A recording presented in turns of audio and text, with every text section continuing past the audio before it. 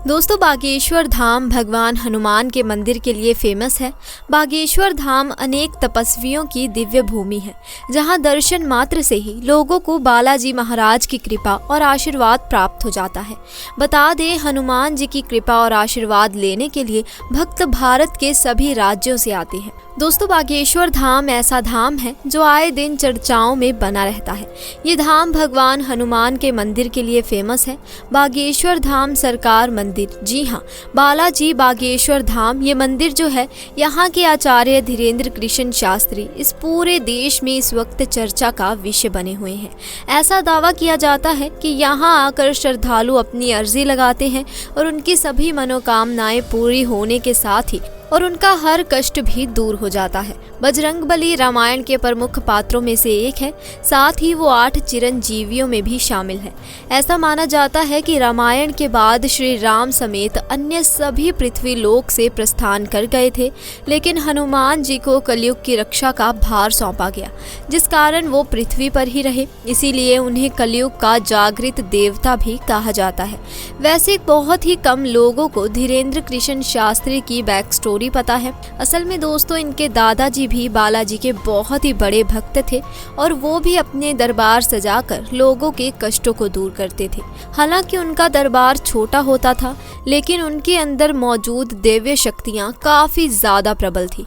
इसीलिए कोई भी उनके दरबार से निराश होकर नहीं जाता था और वहीं से धीरेन्द्र कृष्ण शास्त्री ने भी बालाजी की तपस्या शुरू कर दी। धीरे धीरे ये हनुमान जी के परम भक्त बन गए, परंतु इनके दादाजी की मृत्यु के बाद दरबार सूना सा हो गया, जिसके बाद लोगों ने धीरेन्द्र शास्त्री से दरबार सजाने के लिए कहा। शुरुआत में उन्हें अपनी शक्तियों का ज्ञान नहीं था, इसीलिए वो इस तरह की चीज़ें नहीं करना चाहते थे और सिर्फ बालाजी महाराज की भक्ति करना चाहते थे।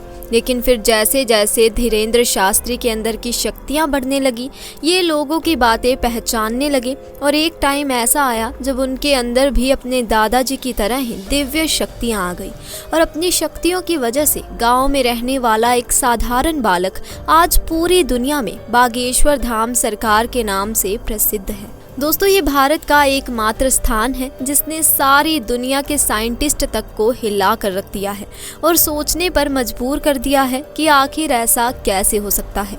क्यों, अगर बागेश्वर धाम के महाराज धीरेन्द्र शास्त्री से पूछें तो वो कहते हैं कि ये सब कुछ बालाजी और उनके दादाजी की कृपा से मुमकिन हो पाता है। वो खुद कुछ भी नहीं करते। लेकिन अगर आप हमारी बात माने तो ये सब कुछ धीरेन्द्र शास्त्री के कठोर परिश्रम से ही संभव हो पाया है। लंदन में लिया साक्षात हनुमान जी ने जन्म। चमत्कार को देखकर गोरे भी बोले जय श्री राम। पंडित धीरेन्द्र कृष्ण शास्त्री आजकल बहुत ही ज़्यादा सुर्खियों में है और सुर्खियों में रहने का कारण है उनके द्वारा लोगों की समस्या को सुलझाना, और वो भी एक अर्जी के जरिए। कई लोगों का मानना है कि ये अर्जी वाला सिस्टम ही एक ढोंग है। वो कहते हैं कि ये मेंटलिज्म का सहारा लेते हैं, वो लोगों के मन की बात को जान लेते हैं और इस चीज़ को एक पेपर पर लिख देते हैं। इस तरह से वो लोगों को बेवकूफ़ बना रहे हैं और वो अंधविश्वास को बढ़ावा दे रहे हैं। लेकिन अब तक उनके एक्सपोज करने की जितनी भी कोशिशें हुई हैं, सब विफल हो चुकी हैं। कई पत्रकार जो बागेश्वर धाम में आ चुके हैं उन्हें एक्सपोज करने के लिए, लेकिन वो खुद ही एक्सपोज होकर चले जाते हैं। फिर भी कई बड़े बड़े जानकार ये मानने को तैयार नहीं है कि बागेश्वर धाम में वो शक्तियां हैं, वो चमत्कार हैं जो कि वो लोगों के मन की बात पढ़ लेते हैं। तो क्या सच में उनके पास कोई मेंटलिज्म का कोई ट्रिक है? क्या वो लोगों के मन को नहीं पढ़ पाते? क्या वो लोगों के चेहरे और उनके हाव भाव को देखकर जान लेते हैं कि उनके मन में क्या है और फिर एक पर्ची में उसे लिख देते हैं? तो आज इन्हीं सब बातों के बारे में हम बात करेंगे और आपके सारे जवाब आपको मिल जाएंगे। आज की वीडियो में हम बागेश्वर बाबा के एक ऐसे चमत्कार के बारे में जानने वाले हैं जिसे सुनकर आपके पैरों तले ज़मीन खिसक जाएगी। तो चलिए वीडियो को शुरू करते हैं। दोस्तों, छतरपुर से खजुराहो की ओर 4 लेने रास्ते पर करीब 15 किलोमीटर चलने पर ही बाएं हाथ एक रास्ता कटता है जो गढ़ा गांव की ओर जाता है। रास्ते पर लगे बोर्ड्स और होर्डिंग से ही अंदाज़ा हो जाता है कि ये रास्ता आम नहीं है। चौराहे पर खड़े ई रिक्शा और टेम्पो 10 से 20 रुपए में बागेश्वर धाम सरकार तक ले जाने की आवाज़ लगाते हैं। दोस्तों, आपको बता दें, धीरेन्द्र शास्त्री अपनी कथा के दौरान बुंदेलखंडी खंडी बोली में कई ऐसी बातें कह जाते हैं जिनके कई तरह से क्रिया प्रतिक्रिया होती है। इसी वजह से कई बार वो विवादों में भी रहते हैं। हालांकि भारत में कई जगहों पर सजे उनके दरबार में विदेश से भी उनके भक्त कथा सुनने पहुंचते हैं और इसी के साथ दोस्तों, बाबा जी खुद लंदन में जाकर भी कथा कर चुकी हैं और आपको बता दें, वहां भी इनके भक्तों से पंडाल भरा हुआ था। इससे हम ये समझ सकते हैं कि शायद दुनिया के किसी भी कोने में क्यों ना चले जाओ, आपको इनके भक्त मिलेंगे ही, क्योंकि दोस्तों, इनके दरबार में जो भी जाता है उसकी इच्छा जरूर पूरी होती है। तो अब हम उस घटना की बात कर लेते हैं जो इंग्लैंड की राजधानी लंदन में पेश आया।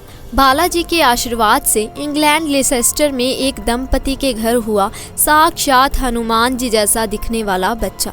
दरअसल पिछले साल गुरुदेव इंग्लैंड गए थे श्री हनुमान जी कथा के लिए। वहां पर एक नवविवाहित जोड़े ने अर्जी लगाई थी। महिला हनुमान जी की बहुत बड़ी भक्त थी। महिला ने हनुमान जी को अपना भाई बना लिया था, लेकिन उनके घर वालों को इन सब पे विश्वास नहीं था कि ऐसा भी चमत्कार हो सकता है। महिला बार बार गर्भ से होती थी और बच्चा नहीं रुक पाता था। उनको डर था कि इस बार भी कहीं ऐसा ही ना हो जाए। फिर वो हनुमान जी की कथा में आई और अपनी अर्जी लगाई, जिस पर गुरुदेव जी यानी बागेश्वर बाबा ने कहा, जाओ, साक्षात हनुमान जी आपके घर पधारेंगे। ये सुनकर कपल गुरुदेव के पैरों में गिरकर रोने लगा। आपको जानकर आश्चर्य होगा कि बागेश्वर धाम में धीरेन्द्र शास्त्री जी जब लोगों की अर्जियों का निवारण करते हैं, तब वो कभी कभी एक तिथि भी बताते हैं। वो दावा करते हैं कि उस तिथि पर उनकी समस्या का निवारण हो जाएगा। बीमारी के कष्ट से आराम या बच्चों की प्राप्ति जैसे मामले में एक बार धीरेन्द्र शास्त्री ने एक महिला को विशिष्ट तिथि भी बताई थी। बागेश्वर धाम सरकार ने अपने ऑफिशियल इंस्टाग्राम पेज पर एक वीडियो को शेयर किया था। इसमें एक महिला बागेश्वर धाम में भंडारा करने आई। उसके परिवार में अर्जी लगने के बाद बच्चे का जन्म हुआ था। खास बात यह है कि बच्चे का जन्म उसी दिन हुआ जिस दिन का उल्लेख धीरेन्द्र शास्त्री ने पर्चा पढ़ते वक्त कहा था। महिला बताती है कि उसके परिवार के लोग बागेश्वर धाम में बच्चे की अर्जी लगाने आए थे। 3 महीने वे बागेश्वर धाम ही रहे। फिर जब अर्जी लगी तो पंडित धीरेन्द्र शास्त्री जी ने आशीर्वाद देते हुए एक विशिष्ट तारीख बताई और कहा कि उनके घर इसी तारीख पर एक पुत्र की प्राप्ति होगी। महिला से जब पूछा गया कि उसे कैसा लग रहा है तो उसने बताया कि उसे और उसके परिवार को बहुत अच्छा लग रहा है। बालाजी ने उनकी सुन ली। धीरेन्द्र शास्त्री जी ने बच्चे का नाम घनश्याम रखा है।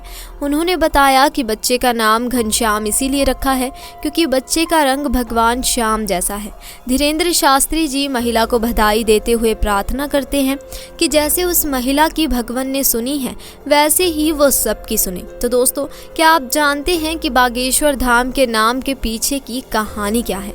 यहाँ के सेवादार दीपेंद्र बताते हैं कि ये चंदेल कालीन प्राचीन मंदिर है, पर इसे बागेश्वर क्यों कहा जाता है, इसके बारे में उन्होंने बताया कि चूंकि इस पहाड़ के आसपास घना जंगल है जिसमें बाघ घूमते हैं, इसीलिए इसे बाघेश्वर कहते हैं, जो अब बागेश्वर बोला जाने लगा है। महादेव की इस मढ़िया के पास ही बना है बालाजी धाम, हनुमान जी महाराज का नया मंदिर। बागेश्वर धाम महाराज के आचार्य धीरेन्द्र शास्त्री इन्हीं बालाजी के उपासक हैं और कहते हैं कि उनको इन्हीं की सिद्धि मिली है और इन्हीं के दम पर वो लोगों का भूत व भविष्य बताते हैं। बागेश्वर धाम की चर्चा इन दिनों भले ही तेजी से हो रही है, लेकिन इनका निर्माण बहुत समय पहले ही हो चुका था। बागेश्वर धाम में बालाजी महाराज का प्राचीन और चमत्कारिक मंदिर है। पंडित धीरेन्द्र शास्त्री से पहले यहाँ पीढ़ी दर पीढ़ी प्रसिद्ध सूफी संत दरबार लगाते आए हैं, लेकिन शुरू में इनका प्रचार प्रसार इतनी तेजी से नहीं हुआ जैसा कि आज है। बालाजी महाराज के बागेश्वर धाम में मंगलवार के दिन भक्त अर्जी लगाने के लिए पहुंचते हैं, इसीलिए यहाँ मंगलवार के दिन भक्तों की भारी भीड़ उमड़ती है। यहाँ अर्जी लगाने की प्रक्रिया बहुत आसान है। आपको एक पर्ची पर अपनी समस्या लिख देनी होती है। इसके बाद पर्ची को कपड़े में नारियल के साथ बांधकर यहाँ परिसर में रख देना होता है। परिसर में आपको लाल, पीले और काले रंग के कपड़े में बंधे हुए नारियल मिलेंगे। इसका कारण ये है कि अर्जी सामान अमान्य होने पर लाल कपड़े में नारियल बांधा जाता है। शादी विवाह से जुड़ी अर्जी होने पर पीले रंग के कपड़े में नारियल बांधा जाता है। यदि आप किसी कारण बागेश्वर धाम नहीं पहुंच सकते तो अपने घर के पूजा मंदिर में भी इसी प्रक्रिया के अनुसार अर्जी लगा सकते हैं। घर से लगाई गई अर्जी भी बालाजी महाराज जरूर स्वीकार करते हैं। दोस्तों, आचार्य धीरेन्द्र शास्त्री बताते हैं कि अगर आपने अर्जी सच्ची श्रद्धा से लगाई है और आपकी अर्जी स्वीकार हुई है तो आपको सपने में लगातार 2 दिन तक बंदर दिखाई देंगे। केवल एक दिन बंदर दिखाई दे तो ये माना जाता है कि आपकी अर्जी पहुंच चुकी है। अर्जी स्वीकार होने पर घर के किसी सदस्य को सपने में 2 दिन तक बंदर दिखाई देंगे। अगर आपकी अर्जी स्वीकार ना हुई हो, यानी कि आपको सपने में बंदर ना दिखे, तो फिर से मंगलवार को ये उपाय करने होंगे। इन उपायों को 2-3 मंगलवार तक दोहराने से आपकी अर्जी अवश्य स्वीकार होगी। दिव्य दरबार की तरह ही पंडित धीरेन्द्र कृष्ण शास्त्री भूत प्रेत बाधा दूर करने के लिए भी दरबार लगाते हैं।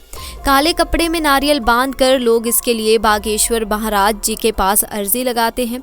इसके साथ ही बागेश्वर धाम में एक चमत्कारिक पेड़ भी है जिससे लिपटते ही भूत सवार हो जाता है। ये पेड़ बालाजी के मंदिर से सटा हुआ है। पेड़ के एरिया को बाइक्रेट किया गया है। इस एरिया में वही लोग जा सकते हैं जिन्हें भूत प्रेत की समस्या है। यहाँ तस्वीर और वीडियो लेना सख्त मना है। अगर आप तस्वीर और वीडियो लेते हुए पाए गए तो मंदिर के लोग आपको मना करेंगे। साथ ही चमत्कारी पेड़ से लिपटे हुए लोग भी विरोध करेंगे। वहाँ आने वाले लोग बताते हैं कि इस पेड़ में विशेष शक्ति है। अगर किसी व्यक्ति पर कोई भूत सवार है तो इस पेड़ से लिपटते ही बाहर आ जाता है। अलग अलग जगहों पर इसे लेकर मान्यता है कि अगर किसी पर भूत सवार हो तो वो झूमने लगता है। बागेश्वर धाम में भी इस पेड़ के पास कुछ ऐसा ही नज़ारा दिखता है। वहाँ पेड़ के आसपास कई लोग झूमते नजर आते हैं। हर दिन यहाँ सैकड़ों लोग भूत प्रेत की समस्या लेकर आते हैं। दोस्तों, आपको बता दें कि बागेश्वर धाम मंदिर एक पुराना चमत्कारिक मंदिर है। ये मंदिर छतरपुर के पास बागेश्वर धाम में स्थित है और ये बालाजी का मंदिर है जहाँ पर हनुमान जी के सामने ही महादेव जी का भी मंदिर है। ये छतरपुर जिले के खजुराहो पन्ना रोड पर मौजूद गंज नाम के छोटे से कस्बे से 35 किलोमीटर की दूरी पर स्थित है। 20 से 30 साल पहले करीब 1986 में इस मंदिर का निर्माण करवाया गया था। उसके बाद ये मंदिर काफी प्रसिद्ध होता चला गया। वर्ष 1987 में वहां संत सेतुलाल जी महाराज का आगमन हुआ। ये आचार्य धीरेन्द्र कृष्ण शास्त्री के दादाजी थे। उनके बाद वर्ष 2012 में श्रद्धालुओं की समस्या का समाधान करने के लिए दरबार का शुभारंभ हुआ। उसके बाद वर्ष 2016 में बागेश्वर धाम में भूमि पूजन हुआ और फिर भगवान बालाजी का धाम समस्याओं के निवारण के लिए प्रसिद्ध हो गया। दोस्तों, आज बागेश्वर धाम के गुरु पंडित धीरेन्द्र कृष्ण शास्त्री जी किसी के मोहताज नहीं है। जिस तरह से लोगों की परेशानी दूर कर रहे हैं, उन्हें देखकर हर एक व्यक्ति बागेश्वर धाम जाने की इच्छा अपने मन में रख ही लेता है। तो दोस्तों, आपका इसके बारे में क्या कहना है, हमें कमेंट सेक्शन में ज़रूर बताएं। साथ ही अगर आपको हमारी आज की ये जानकारी पसंद आई हो तो वीडियो को लाइक करें, शेयर करें और चैनल को सब्सक्राइब करें। जल्द मिलेंगे ऐसी ही नई और इंटरेस्टिंग वीडियो के साथ। तब तक के लिए आपका बहुत बहुत शुक्रिया।